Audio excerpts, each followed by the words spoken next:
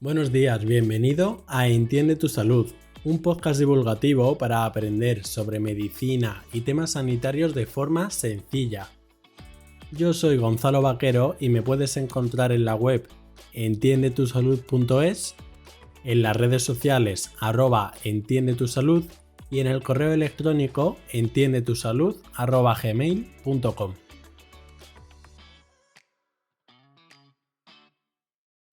La resistencia a los antimicrobianos y en concreto a los antibióticos es un problema inmenso, pero del que creo que no somos totalmente conscientes. Es enorme este problema y las soluciones que tiene deben ser amplias, globales y ambiciosas. Y dentro de estas soluciones entra la educación de la población. Por ello creía necesario traer a alguien experto para hablar sobre el tema. José Ramos Vivas es investigador y divulgador científico y actualmente dirige un laboratorio de microbiología celular en un centro de investigación en Santander. José se mueve mucho y es muy activo, es miembro de la Sociedad Española de Microbiología, de Enfermedades Infecciosas y Microbiología Clínica y también de la Sociedad Americana de Microbiología. Habitualmente imparte charlas y talleres en numerosos eventos, donde, por cierto, fue donde le conocí, que se centra en la comunicación y en la divulgación de la ciencia.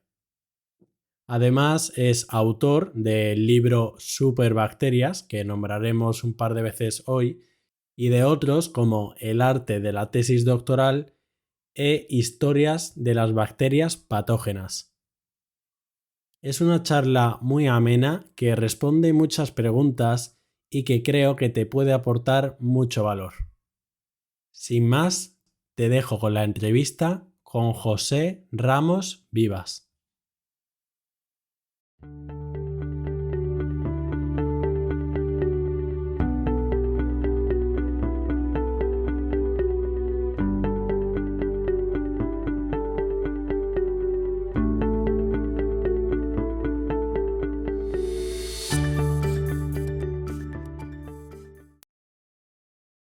Buenos días, José. Muchas gracias por venir aquí. Gracias a vosotros por invitarme.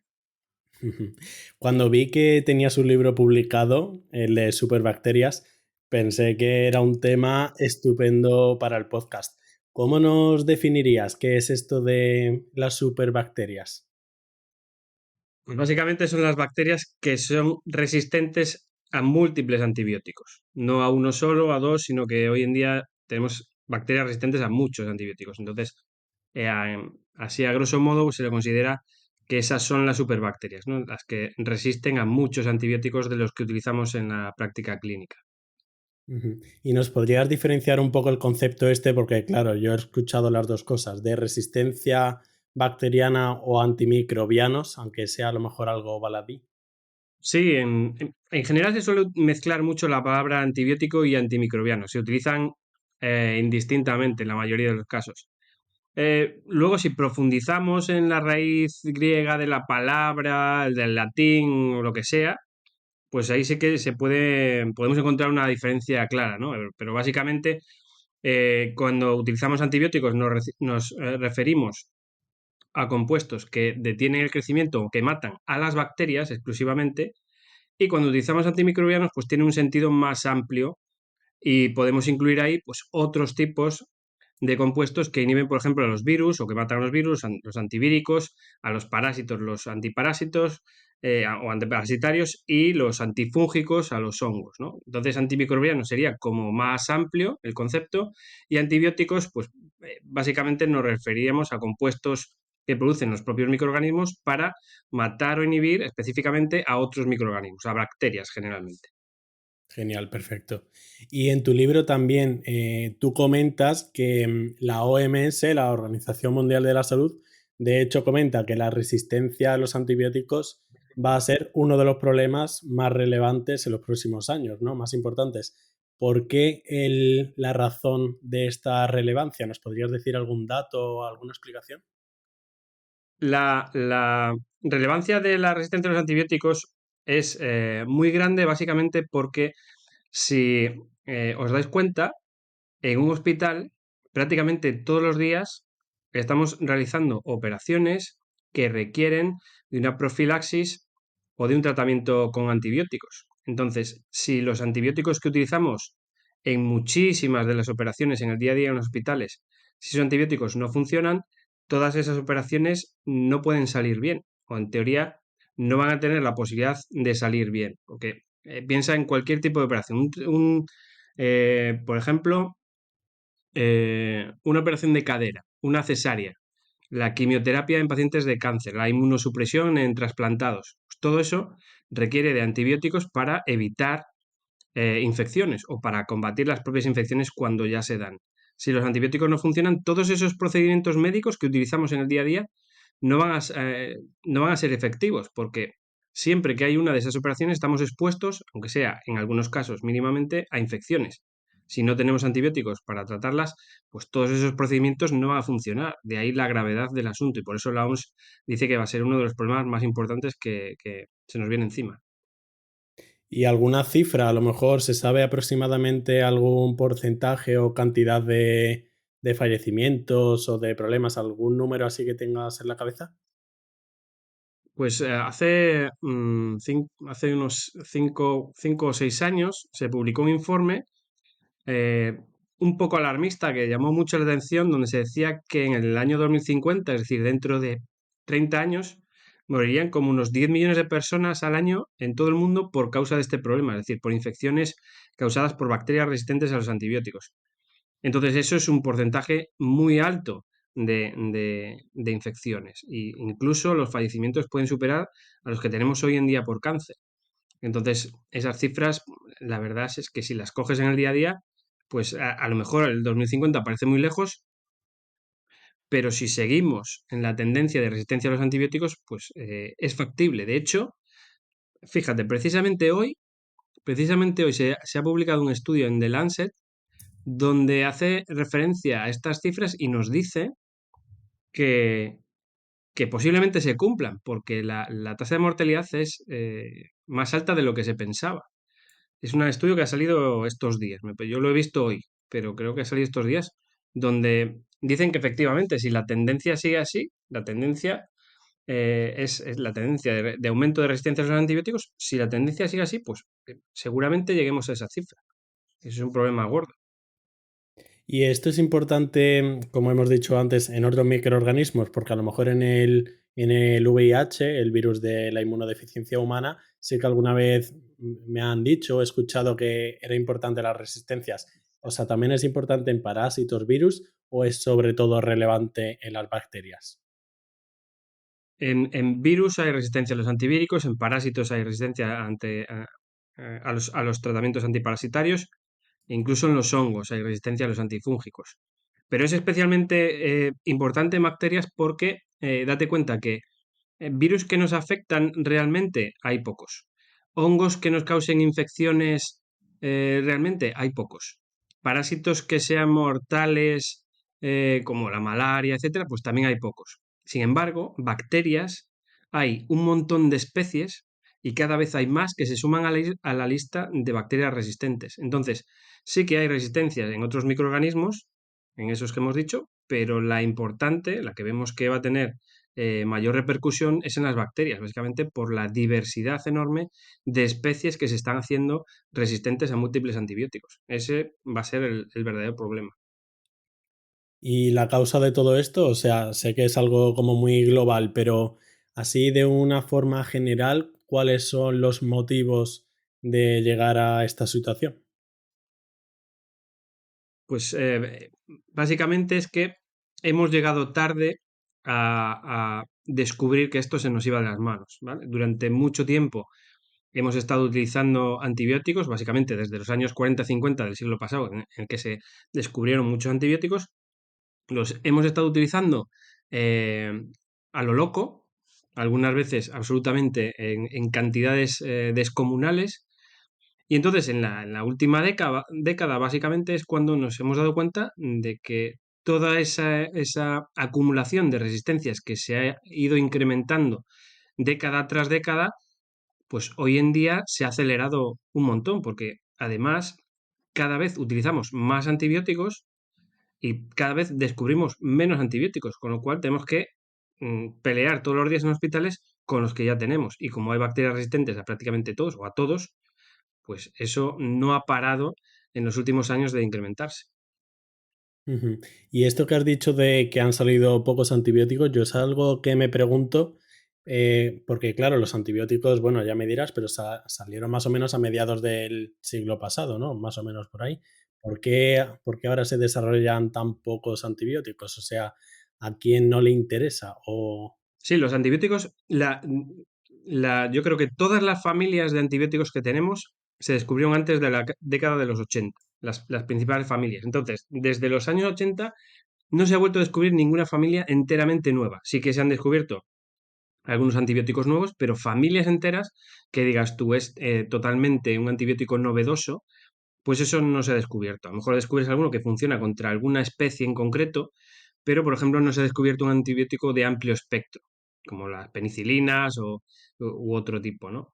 Entonces, a medida que se dejaban de descubrir antibióticos, finalizando en los años 80, pues no hemos descubierto unos nuevos en los últimos 30 o 40 años.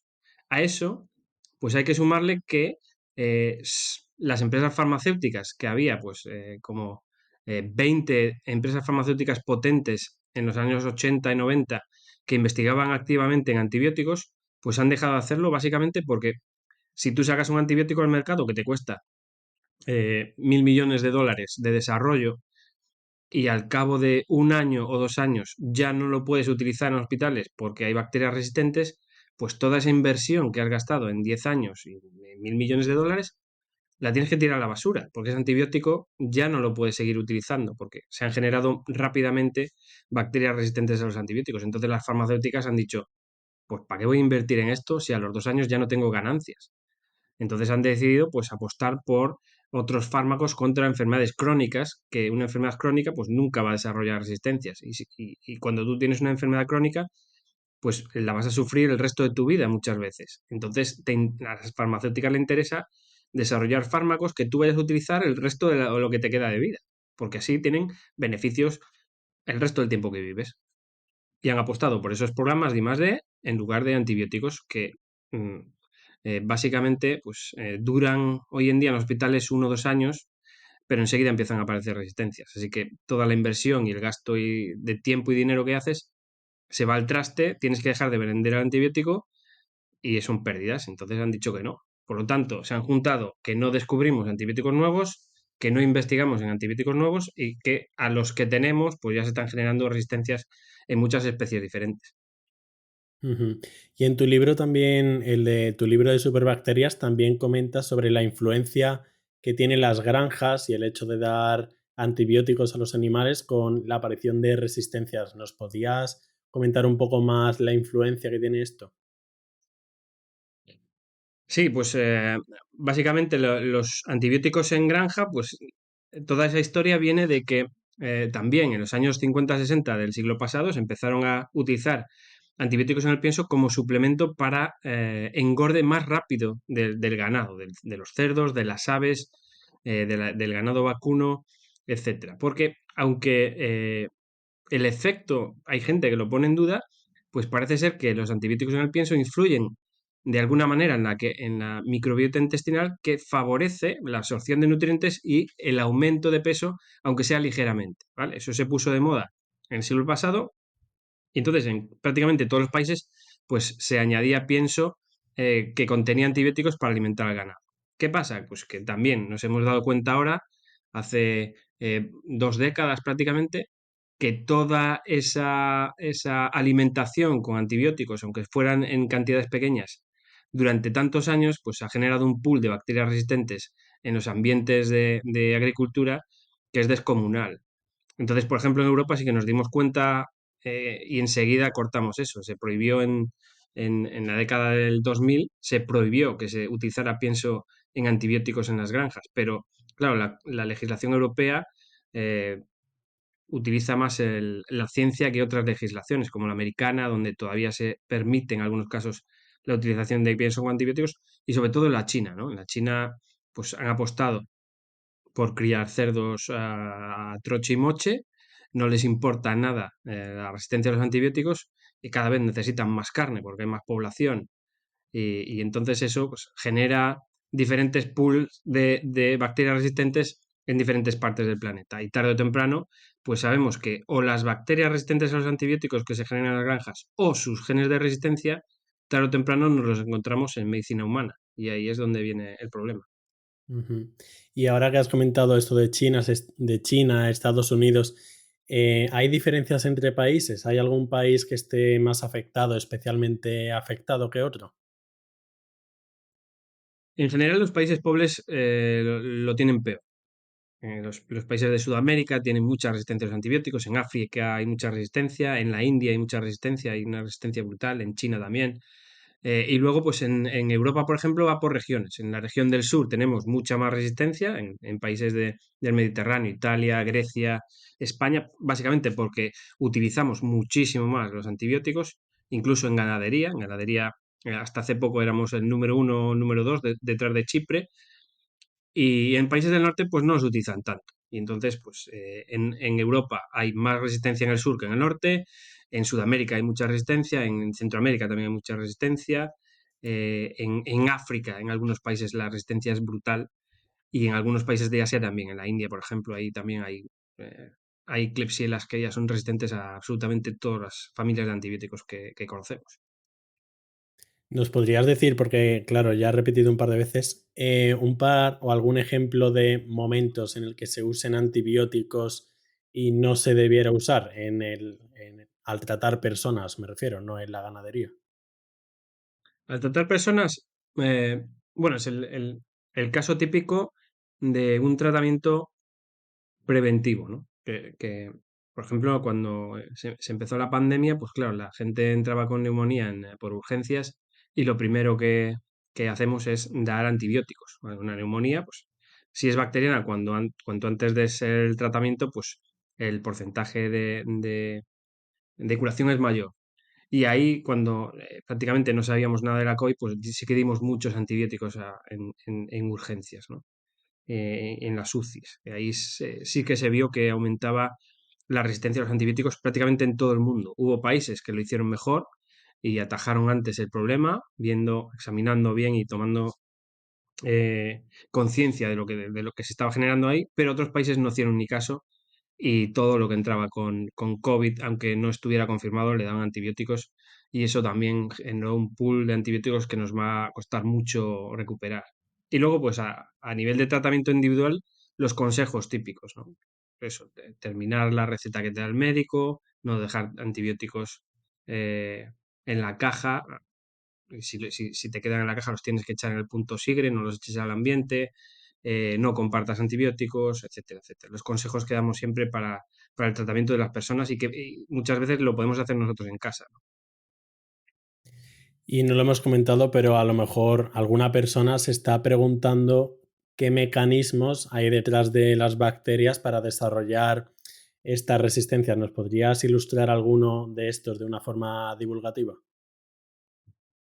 Bien, pues la resistencia a las bacterias se da por varias causas. Una es la mutación directa, hay una mutación que afecta a una diana terapéutica de un antibiótico, entonces al estar mutada esa diana, pues el antibiótico no funciona.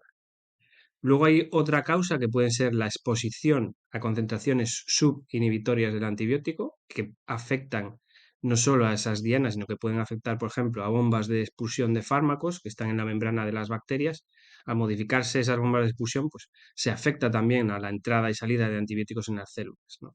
Y luego los mecanismos de transferencia de resistencias, que eso también es un problema porque sabemos que muchas de las resistencias se comparten no solo entre bacterias, entre cepas de la misma especie, sino que muchas veces nos encontramos que hay eh, fragmentos de ADN que sabemos que proceden de una especie y han ido a parar a otra especie. ¿Nos podrías hablar un poco de esto último, de cómo se transmiten las bacterias, qué mecanismos tienen estas para transmitirse, digamos, estos modos de defensa de ellas? Porque al final es un mecanismo suyo defensivo. Sí, las bacterias parecen unos seres vivos muy simples, pero a nivel molecular pues tienen cierta complejidad, ¿no? Uno de las de las cosas que hacen las bacterias es que tienen mucha facilidad para captar ADN que se encuentran por ahí, en el ambiente. Entonces, si ese ADN procede de bacterias resistentes y tiene fragmentos con genes completos que proporcionan una resistencia a los antibióticos, hay bacterias que son capaces de internalizar ese ADN externo. Luego hay bacterias que utilizan directamente la conjugación para pasar material genético de una bacteria a otra, ¿no? A través de unos piles conjugativos, una maquinaria molecular que hace que secuencias de ADN se pasen de una bacteria a otra. Y luego también pues hay lo que se llama la transformación con virus bacteriófagos. Un bacteriófago que transporta genes de resistencia es capaz de infectar una bacteria y crear una prole con genes de resistencia que se pueden transmitir a otras bacterias que hay cercanas, ¿no? Entonces, es una de las tres maneras básicas que tienen las bacterias para adquirir o pasarse genes de resistencia. Y en cuanto al cambio climático, que de hecho también hablas de él en tu libro, ¿qué influencia tiene o ha tenido y tendrá el cambio climático en las resistencias? ¿Tiene que ver o realmente no es tan relevante? Yo creo que es un daño colateral, ¿vale? Piensa que cuando hay un fenómeno extremo, hay una inundación o hay eh, pues cualquier efecto meteorológico grave que afecta a una ciudad entera, por ejemplo, pues eso es un desastre que requiere sí o sí de la utilización de antibióticos para curar a muchas personas. Lo vimos en las inundaciones de Pakistán, lo vimos en el Katrina. Se empezaron a utilizar muchísimos antibióticos para tratar esa población, con lo cual se vuelve a aumentar las bacterias resistentes. Y además, y además lo que estamos viendo es que hay bacterias que vienen con poblaciones. El cambio climático va a obligar a muchas poblaciones a migrar y entonces esas poblaciones van a traer bacterias autóctonas a zonas donde no están. Y muchas de esas bacterias vendrán con genes de resistencia a los antibióticos. Vale, o sea que es algo más colateral. Sí. Y bueno, ¿qué soluciones hay? O sea, tú como experto, ¿qué soluciones propondrías? Porque claro, tendremos que hacer algo. Bueno, las soluciones ya están sobre la mesa. Hará falta algunas de ellas, hará falta que nos lo tomemos más en serio, sobre todo las autoridades que tienen competencia para eh, poner unos presupuestos que favorezcan la lucha contra estas resistencias, ¿no? Entonces, a nivel de investigación hay muchas soluciones que se están planteando, desde tener un diagnóstico mucho más rápido y mejor en los servicios de microbiología de los hospitales, hasta simplemente el hecho de estar vacunados contra una enfermedad infecciosa te puede proteger contra otra enfermedad infecciosa, ¿vale? Siempre que tu sistema inmunitario esté protegido contra una infección, pues esa coprotección contra otros agentes pues ya va a hacer que tu salud esté más protegida, ¿no? Por tanto, la utilización de las vacunas es otra vía. La investigación. Sí, dinero para investigar en mecanismos de transmisión de resistencias, mecanismos de generación de resistencias, investigación en nuevos antibióticos, en nuevos tratamientos.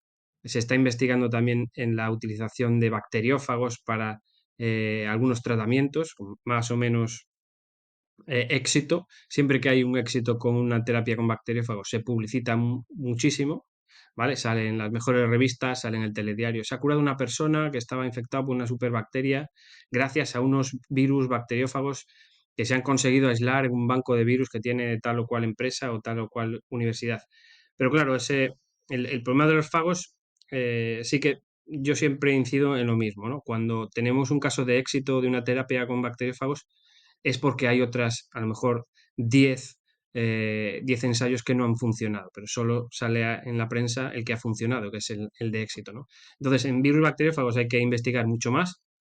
Yo creo que el complemento ideal a los antibióticos, aunque creo que no es imposible suplir la eficacia de los antibióticos, pero los fagos sí que pueden ser una gran ayuda para que los antibióticos que tenemos se mantengan útiles mucho más tiempo, ¿no? Lo que pasa es que, como en todo, hay que investigar muchísimo más en fagoterapia.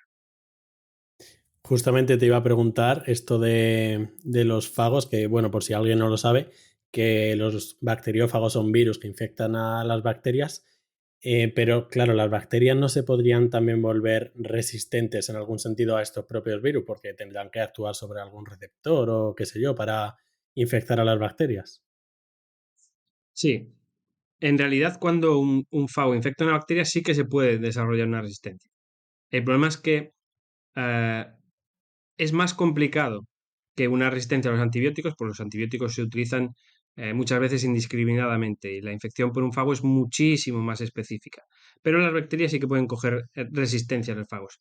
La buena noticia es que los fagos podrían volver a hacerse resistentes a su vez a la resistencia de las bacterias. Entonces, es como una especie de coevolución de bacterias con fagos donde a priori siempre tienen las de ganar el fago, ¿vale? Porque al final el fago no lo tiene difícil para volver a infectar. Sin embargo, la bacteria, si muere, pues eso no puede generar más resistencia. O sea, que es una coevolución a priori que favorece al bacteriófago, pero sí es cierto que las bacterias tienen mecanismos de resistencia. Todos hemos oído hablar del CRISPR-Cas famoso, ¿no? Ese es un mecanismo de resistencia a los bacteriófagos, pero a su vez los bacteriófagos pueden evolucionar para, digamos, dar un rodeo para evitar esas mutaciones en los sistemas de defensa de las bacterias. Vale, ya lo entiendo. Y el tema de, porque claro, ya hemos dicho investigación básica, investigación en los mecanismos de resistencia a los bacteriófagos, pero el tema de legislación, que supongo que es lo más directo por el uso abusivo de antibióticos, ¿cómo está avanzando la legislación y en concreto en nuestro país? ¿Hay algún intento de legislar en algún sentido? En España tenemos dos cosas buenas en ese sentido. Una es el Plan Nacional de Resistencia a los Antibióticos, el PRAN, que está pagado por el Ministerio y entonces sí que se están haciendo cosas, ¿no? Y la otra cosa buena, aparte del PRAN, pues son los PROA, digamos, los programas para la utilización racional de los antibióticos en los hospitales. Entonces, esas son dos medidas que se ve que están dando frutos, que vamos en el buen sentido, pero queda muchas cosas por completar. Por ejemplo, en ganadería seguimos siendo un país que utiliza muchísimos antibióticos. Todavía somos un país en el que eh, hay mucha gente que no sabe tomar los antibióticos correctamente. Si hacemos una encuesta en la calle, si haces una encuesta en la calle, pues la mitad de la población no sabe diferenciar entre una infección vírica y una infección bacteriana, no sabe lo que es un virus y una bacteria. Si no sabes lo que es un virus y una bacteria, pues difícilmente vas a poder tomar correctamente un antibiótico. Entonces, o siempre puede haber problemas ahí. Entonces, falta también que desde las autoridades se tomen iniciativas de cara a la población, a educar a la población, ¿vale? Los programas PROA están muy bien en los hospitales, el PRAN está muy bien para concienciar y para hacer eh, campañas a favor del uso racional de los antibióticos, pero creo que deberíamos insistir más en la educación de la población. Y, por supuesto, la legislación en el tema de antibióticos en ganadería, aunque los veterinarios lo están haciendo muy bien, han mejorado muchísimo en los últimos años y han reducido muchísimo la cantidad de antibióticos que se utilizan en el ganado. De hecho, lo que te decía, que éramos segundos en Europa solo por detrás de Chipre en 2015. Utilizamos unas cantidades brutales de antibióticos. Pero hay que controlar muy bien porque aunque se hayan dejado de utilizar de forma profiláctica, se utilizan muchísimo de forma terapéutica. Entonces, eso también hay que vigilarlo muchísimo más. Los animales no son personas, pero hay que tener una especie de proa para la ganadería, ¿no? Y ahí los veterinarios lo están haciendo muy bien. A mí también me parece la educación de la población súper importante y bueno, y la alfabetización en salud de la población, pero es que incluso mis seres Por eso queridos, tenemos este podcast. sí, pero incluso eso, mis seres queridos o conocidos, yo voy, abro el armario de la cocina y está todo lleno de amoxicilina, clavulánico, un montón de antibióticos Ujú. y no sé cómo decirlo, alguna idea, no sé. Pues hay que insistir, la verdad es que se han hecho muchas campañas, pero nunca son suficientes, ¿no? Yo recuerdo en Inglaterra se han hecho unas campañas brutales de concienciación del uso racional de los antibióticos, pero al cabo de un año, 2 años, vuelves a hacer encuestas y te das cuenta que necesitas recalcar el mensaje una y otra vez para que cale, ¿no? Entonces, ahora estamos yendo también a los colegios, que antes no se iba, a contar el problema de las resistencias. Hay un programa en la Sociedad Española de Microbiología que tenemos que es muy bueno, que se llama Micromundo, donde hacemos divulgación sobre el problema de la resistencia a los antibióticos. Eso se está implantando muy bien en todo el territorio nacional, se está extendiendo en muchos otros países y hay que empezar por ahí, desde pequeñitos, saber diferenciar lo que es un antibiótico de lo que es el ibuprofeno. Por ejemplo, yo siempre hago una encuesta cuando empiezo el cuatrimestre de microbiología, siempre hago una encuesta a mis alumnos para ver cómo andan, ¿no? Del tema de antibióticos. Y entonces hay incluso algunos que vienen del instituto a la universidad y en primero y no saben diferenciar lo que es un antibiótico de lo que es un ibuprofeno, ¿no? Le dicen, sí, sí, yo me tomo un antibiótico cada vez que me duele la cabeza. Entonces te das cuenta que hay todavía, todavía, todavía mucho que enseñar desde pequeños, pero también a los mayores. Es decir, es lo que tú dices. Si abres el botiquín de tu vecino, te vas a encontrar antibióticos caducados. O si vas a los vertederos, vemos que hay muchas bacterias resistentes porque hay gente que tira los antibióticos prácticamente completos ahí en los basureros y eso, pues poco a poco hay que ir mejorándolo, pero a base de insistir, insistir, insistir, divulgar, divulgar, etcétera. Ujú. Qué tan malo es pasarse de tomar antibióticos, pero también es malo que te digan que te lo tomas 7 días y al cuarto, como ya no tienes dolores, pues dejar de tomarlo, ¿no? Bueno, yo Mm. entiendo que también tampoco se le puede culpar totalmente a la población porque si yo me pregunto alguna vez si te mandan un antibiótico para 7 días, por decir algo, ¿por qué la caja tiene 10 pastillas? Sí, sí.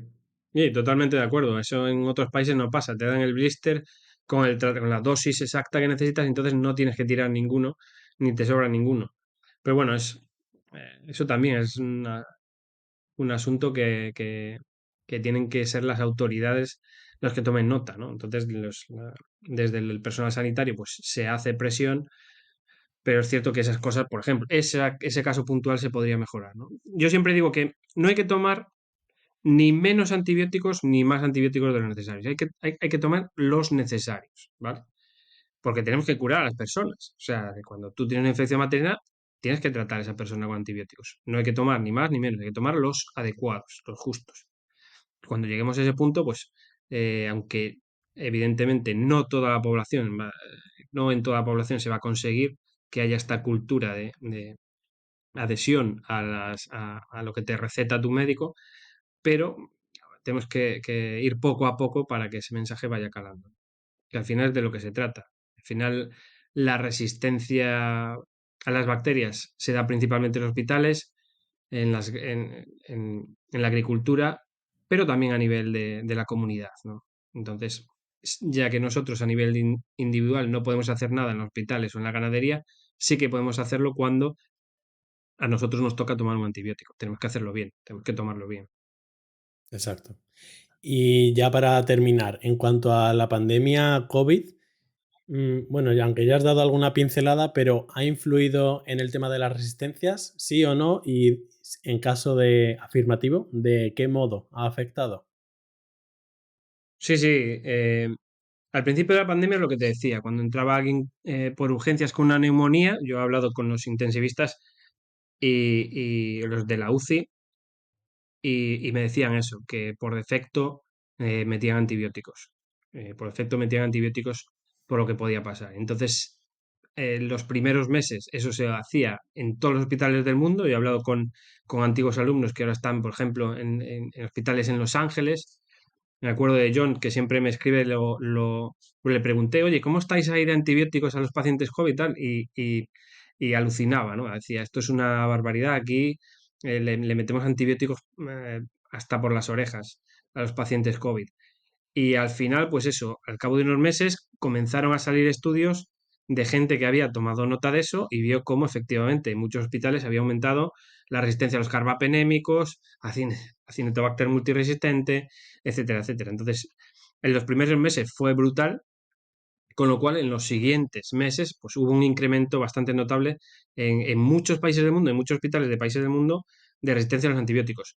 Después se mitigó el asunto, ¿vale? Después sí que ya se empezaba a conocer un poco mejor la enfermedad y ahí los tratamientos eran más selectivos, no se le daban a mansalva porque ya se sabía que un porcentaje alto de pacientes venían con virus, no venían por una neumonía bacteriana y también se controlaba mucho más la situación antes de la UCI y en la UCI. Por lo tanto, no hacía falta utilizar esa gran cantidad de antibióticos. Así que lo mismo de antes. Los estudios que siguieron a la primera ola, pues vieron que si se dejaban de utilizar los antibióticos a diestro y siniestro, las resistencias o el número de resistencias, el porcentaje disminuía. No solo enterobacterias resistentes a carbapenémicos, enterobacter, pseudomonas, estafilococos, a penicilinas, etcétera, meticilina. O sea, en verdad el COVID pues afectó un poco por desconocimiento, miedo, Sí. incertidumbre, que bueno, aunque sea redundante, por si alguno se ha perdido, esto es porque el COVID es un virus, como bien dice el nombre, y los antibióticos son para las bacterias, por eso esta polémica. Y Ujú. bueno, ya lo último, José, ¿dónde podemos leerte, saber más de este tema? ¿Estás por alguna red social? Yo estoy en Twitter sobre todo y luego Instagram para las fotos de chorradas y de laboratorio. Pero estoy en Twitter y nada más. He publicado ese libro que tuvo mucho éxito. Ahora voy a sacar uno sobre la historia de las vacunas. Hice mi tesis en vacunas y es un tema que también retumbó mucho durante la pandemia y que creo que es un buen momento para sacar de dónde vienen las vacunas, por qué es una de las herramientas que más vidas ha salvado en la historia de la medicina y también para combatir un poco pues toda esa cantidad de negacionistas que han surgido, de dudas sobre las vacunas, etcétera, que ha surgido durante esta pandemia, ¿no? Una pandemia que, según todas las predicciones, pues no va a ser la última. Así que esperemos que la próxima nos pille mejor preparados, ¿no? Genial, pues estaremos atentos a todas estas novedades tuyas. Muchas gracias por venir.